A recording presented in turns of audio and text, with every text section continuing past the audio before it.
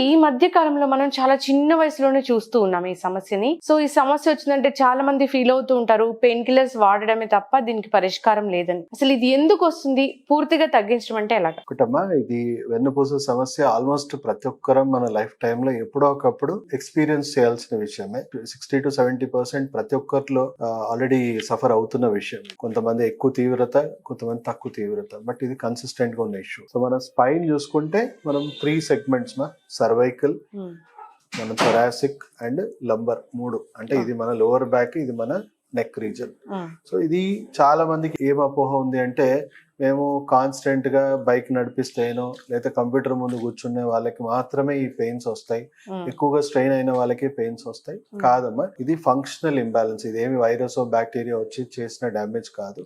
మన ఆహారం, జీవన శైలి, మన ఒత్తిడి, మానసిక ఒత్తిడి, స్ట్రెస్. సో వీటి వల్ల, అంటే టైంకి తినకపోయినా మనకి ఈ 3 హీట్ జంక్షన్స్ ఉన్నాయి. ఒకటి కార్డియోవాస్కులర్ సిస్టమ్, ఒకటి డైజెస్టివ్ సిస్టమ్, ఒకటి urinary system.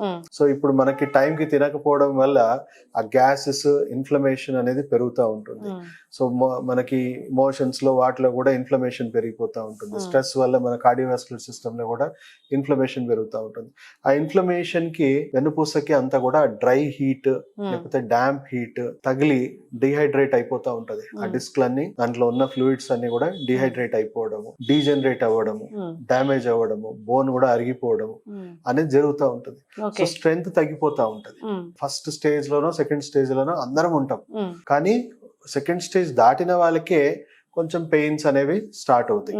So second stage దాటిన వాళ్ళకి కొంచెం ఎక్కువసేపు నడిచినా, ఎక్కువసేపు స్ట్రెయిన్ అయితే అప్పుడప్పుడు మైల్డ్ గా నెక్ పెయిన్, బ్యాక్ పెయిన్ తెలుస్తా ఉంటుంది. తెలిసే అవకాశమే లేదు, ఎందుకంటే స్ట్రక్చర్ లో స్ట్రెంగ్త్ ఉంటుంది కాబట్టి ఎక్కడ కూడా పెద్దగా ప్రెషర్ అనేది ఉండదు. సో ఆల్మోస్ట్ సెకండ్ స్టేజ్ దాటాక కొంచెం స్ట్రెయిన్ అవుతే మైల్డ్ గా పెయిన్స్ రావడం అనేది స్టార్ట్ అవుతుంది.